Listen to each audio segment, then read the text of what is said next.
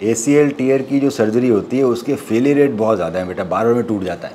उसका एक बड़ा अच्छा रीज़न है हमारे इंडिया में कि ऐसा क्यों होता है। ऐसा इसलिए होता है क्योंकि जो इंडिया में जो मैक्सिमम लोग सर्जरी कर रहे हैं वो इस तरह से कर रहे हैं कि जो ACL बनाया जा रहा है ना, या तो वो बना रहे हैं हैमस्ट्रिंग टेंडन से या वो बना रहे हैं पेरोनियस लॉन्गस अपने एंकल के पास से।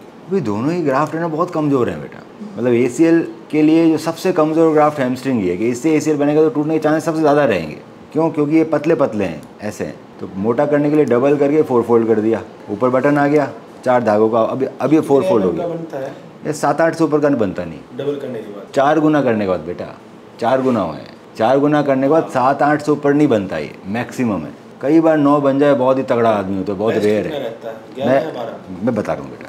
फिर इसके बाद ऊपर बटन लग गया और सर्जरी चालू हुई। पुराना लिगामेंट निकल गया, एक छेद ऊपर किया, एक छेद नीचे किया और हमने आपका ग्राफ्ट डाल दिया, ऊपर बटन और नीचे स्क्रू। अब इस सर्जरी में फेलियर क्यों है? इस सर्जरी में फेलियर इसलिए है क्योंकि सबसे पहले तो ये जो हैमस्ट्रिंग है कमज़ोर है, ये टूटेगा सबसे ज़्यादा। दूसरा, इस सर्जरी में मांसपेशियाँ, हमारे लिगामेंट को कौन बचाता है? हमारे लिगामेंट को मसल बचाती है बेटा, मसल बचाती है ना। इस सर्जरी में क्या 1.5 महीने चिपका नहीं है, सो 1.5 महीने का रेस्ट हो गया। पैर बैंड ढंग से नहीं हो रहा, वॉकर लग रहा है, हम ज़मीन पे नहीं चल पा रहे ढंग से, वॉकर चल रहे हैं, सो मेरा 1.5 महीने ख़राब भी होता है और 1.5 महीने में मेरा घुटना भी जाम होता है, मसल बहुत कमज़ोर पड़ जाती है। फिर रनिंग आती है 6 महीने बाद। सो ये इतना लंबा पीरियड है रेस्ट का कि इससे मसल बिल्कुल ही ख़त्म हो जाती है बेटा। सो मसल ख़त्म हो जाती है तो इस प्रोटेक्शन आने में बहुत टाइम लग रहा है कि मसल की डेवलपमेंट बहुत धीरे धीरे हो रही है। तो जितनी धीरे धीरे हो रही है उतना मन प्रोटेक्टेड है। एक तो लिगामेंट कमज़ोर, ऊपर से प्रोटेक्शन भी कमज़ोर। एक और इम्पॉर्टेंट बात कि मैक्सिमम सर्जन एक ही लिगामेंट की सर्जरी करते हैं ACL की। एक और लिगामेंट टूटा हुआ है जिसका नाम है ALL, एंटीरोलेटरल लिगामेंट, वो यहाँ होता है। अब वो ACL के साथ बेटा 100% टूटता है सब लोगों में अगर हाई ग्रेड टीयर है तो। क्यों?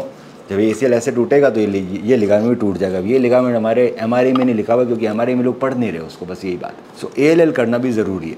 अगर सिर्फ ACL करोगे तो एंटीरियर पोस्टीरियर स्टेबिलिटी मिल गई, अगर ALL छोड़ दिया हमने तो घुटना घूमता रहेगा, टूटने के चांस। दोनों कर दोगे तो घुटना घूमना ही बंद कर देगा और ये भी स्टेबिलिटी मिल जाएगी।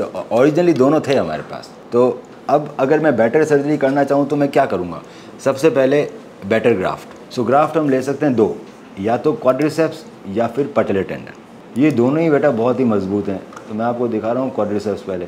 अब ACL पे आर्थरेक्स की वेबसाइट, दुनिया की सबसे बड़ी कंपनी, आपको स्क्रू दिखाई नहीं देता है, बाकी आर्थरेक्स की भी स्क्रू तो आते ही है ना। अब वेबसाइट पे उन्होंने हटा ही दिए, इतने पुराने हो गए ACL में खास तौर से। सो हम क्वाड्रिसेप्स आएंगे, सबसे लेटेस्ट ये है।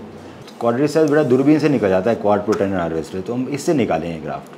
अब इसमें एक ही मोटा निकलेगा, पतले दुबले कई सारे नहीं है। पहली चीज़ स्ट्रॉन्ग है, इसका ग्राफ्ट अलग ही स्ट्रॉन्ग रहता है। इसका ग्राफ्ट लगता ही नहीं कि टूट जाएगा, नहीं, देखने में भी मोटा लगता है और आराम से मैं निकाल सकता। इसके बटन लगे बेटा, इसके बटन का नाम फाइबरटेक टाइटरोप है। हैमस्ट्रिंग के बटन का नाम अलग होता है। ये निकलेगा 11 mm तक का, 11 से ऊपर की ज़रूरत नहीं है, 11 से ऊपर नहीं होता है, ACL होता ही 11 का ही। सो 11 mm का निकलेगा और छोटे चीरे में निकल जाएगा, जो मैं निकालूंगा वापस उग जाएगा। अब इसमें और भी चेंजेस हैं सर्जरी को बेटर बनाने के लिए। हड्डी फ्लिप कटर से काटेंगे तो आपको सर्जरी के बाद दर्द नहीं होगा। हाँ, नहीं तो नॉर्मल ड्रिल इतना बड़ा था ना बेटा, स्क्रू जितना, अब फ्लिप कटर इतना पतला चला जाएगा ड्रिल, तो दर्द ही नहीं होगा तो सर्जरी के बाद।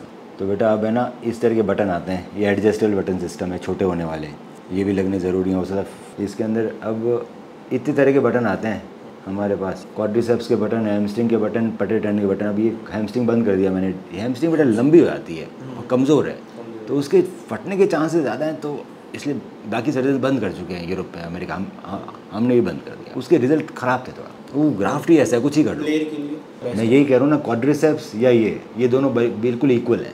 पटेलर टेंडन, क्वाड्रिसेप्स और पटेलर टेंडन, ये दोनों अच्छे हैं। ये पीछे लिए और एंकल के पास कमज़ोर है, देखिए है ना, मोटा है। सो हम क्वाड्रिसेप्स के 2 बटन यूज़ करेंगे, फीमर और टिबिया। ये दोनों बटन का नाम फाइबरटेक टाइटरोप है। हड्डी फ्लिप कटर से कटेगी। फ्लिप कटर मतलब ये अंदर आके खुल जाता है, ऊपर ही फ्लिप कटर, नीचे ही फ्लिप कटर। फ्लिप कटर का मतलब है कि हमें दर्द नहीं होगा, ये बंद हो गया। छेद छोटा है कि मेरा स्क्रू जा नहीं सकता। बटन है ना एडजस्टेबल, बटन लगने के बाद 2 धागे खींच रहे, अपना आप टाइट हो रहा है। ऊपर भी एडजस्टेबल सिस्टम, नीचे भी एडजस्ट सिस्टम। नीचे स्क्रू जा ही नहीं सकता, छोटा छेद है तो बटन लग गया। 2 बटन लगे, 2 बटन लगने से बेंडिंग पैरालिसिस आ जाएगी। अब ब्रेस क्यों पहना था? क्योंकि चिपका नहीं था 1.5 महीने। बाहर की ब्रेस से अंदर ही ब्रेस लग जाएगा, जिसका नाम है इंटरनल ब्रेस। उसके लिए चाहिए फाइबर टेप और एंकर, 2 चीज़ें चाहिए, ब्रेस ये। अब अंदर ही ब्रेस लग गया तो अब तेरे को बेटा ब्रेस की ज़रूरत नहीं है, तो पैर से चल सकता है, पैर बेंड कर सकता है, तो 50% जल्दी ठीक हो जाएगा, 3 महीने में रनिंग। दूसरा, ये जो इंटरनल ब्रेस है, इसको लगाने से हम क्या कर सकते हैं, बेंडिंग अचीव कर सकते हैं पहले दिन से। अब स्क्रू सर्जरी में स्क्रू डालने के बाद बेंडिंग धीरे धीरे आ रही है। 1-1.5 महीने बाद जब बेंडिंग आती है तो कई बार लिगामेंट लंबे हो जाते हैं खींच के, जब बेंडिंग करते हैं तो जोर पड़ता है। इसमें बेनिफिट ये इस इंटरनल ब्रेस में IB लगाने के बाद मैं घुटने को कई बार बेंड कर लूँगा जी सर्जरी के दौरान।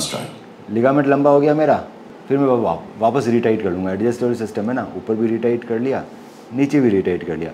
सो एडजस्टेबल सिस्टम का ये फ़ायदा है कि मैं रिटाइट कर सकता हूँ, क्योंकि रिटाइट करना पड़ता है, बेंडिंग करेंगे तो लंबा हो गई होगा। ये स्टेप स्क्रू सर्जरी में होता ही नहीं है, इसीलिए कई बार बाद में लंबी हो जाती है चीज़ें। कुछ नहीं, सर्जरी के पार्ट है बेटा सब। आपको मालूम नहीं पड़ेगा। मैंने बटन लगाया तो मैंने घुटना बहुत बार घुमाया, 10, 20, 50 बार, और मैंने रिटाइट कर दिया। फिर मैंने वापस घुमाया, वापस ढीला किया। एक लिमिट के बाद वो खींचना बंद हो जाएगा, मैं पूरा खींच लेता हूँ। स्क्रू सर्जरी में हो नहीं सकता। स्क्रू सर्जरी के बाद में रिटाइट का कोई ऑप्शन नहीं है। स्क्रू लगाने के बाद ये कराओगे, स्क्रू ढीला होकर बाहर आ जाएगा। रिटाइट कहाँ से होगा, ये बटन है दोनों। So button is always much stronger than this.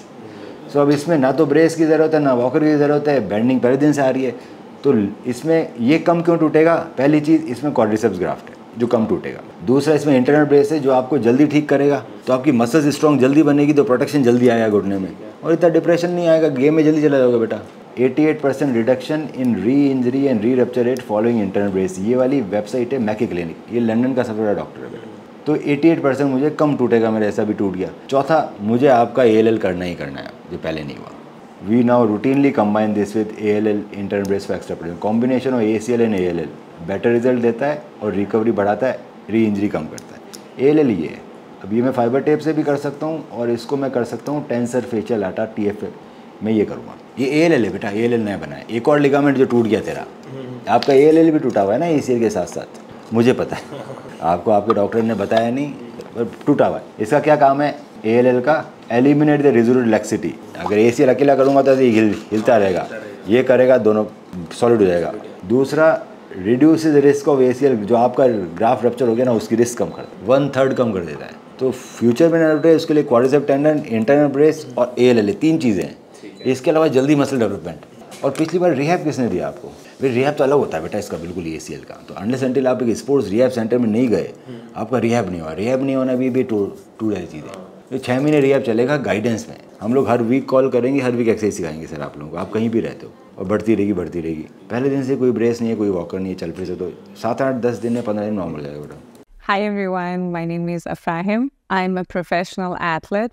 I got injured while doing kickboxing and training kickboxing. I sprained my knee, and for quite a while, about 1.5 years, I went on with the injury. I had no idea that what is the injury, which caused me more problem. And at the end, which walking even got difficult for me, I decided to go for an MRI, and I got an MRI and realized I got to know that I have an ACL tear and meniscus tear. So with the research and known friends, surroundings, advice, I got to know about Dr. Manu Bora. So I contacted and got an appointment. I came on with my reports and all. Doctor got to know that it's a grade 3 ACL tear. So he decided for the ACL reconstruction as well with a meniscus tear. Like, I don't want to lie, I was quite scared because I was thinking that I'm an athlete.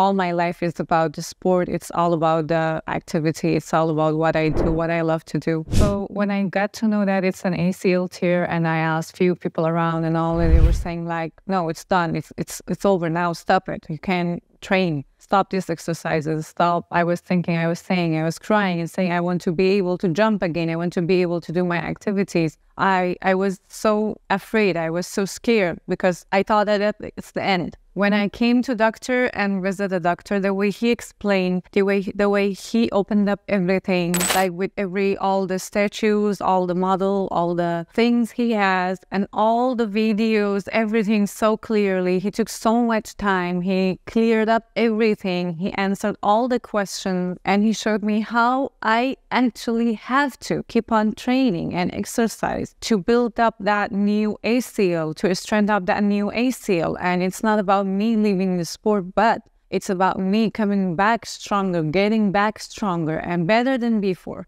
because I know how great I feel, and I know I will be back much sooner than expected. Thanks to you, thanks for your center, thanks to Dr. Manu Bora. I really appreciate his work, and he already is my hero.